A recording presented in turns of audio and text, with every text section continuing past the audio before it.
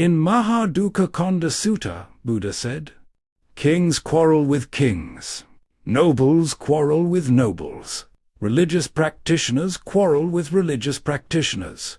Householders quarrel with householders. With sensual pleasures as the cause of the source, as the basis, the cause being simply sensual pleasures, they quarrel.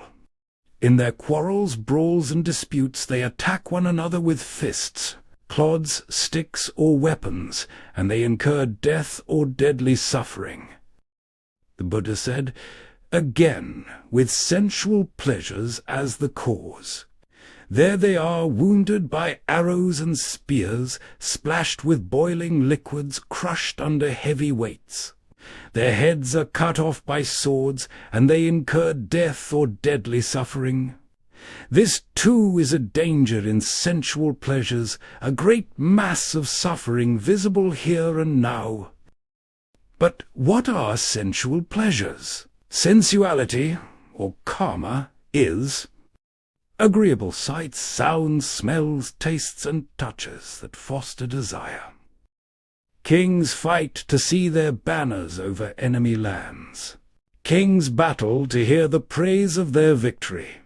Kings crave the feel of captured treasures, the holding of lands, the possession of wealth and resources.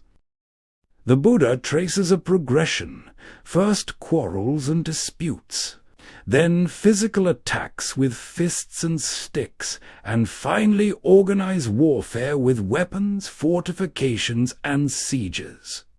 As greed and anger intensify, violence becomes more organized, technological, and cruel. The Buddha's analysis applies directly to modern wars between nations.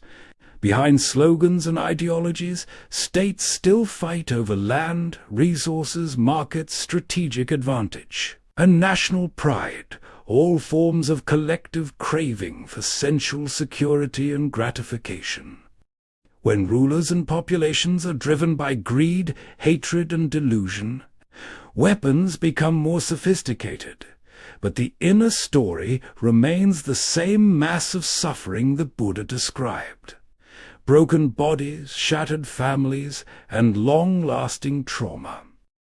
The path of peace begins not in treaties alone, but in reducing craving, cultivating generosity and non-violence, and training the mind just as the Buddha taught.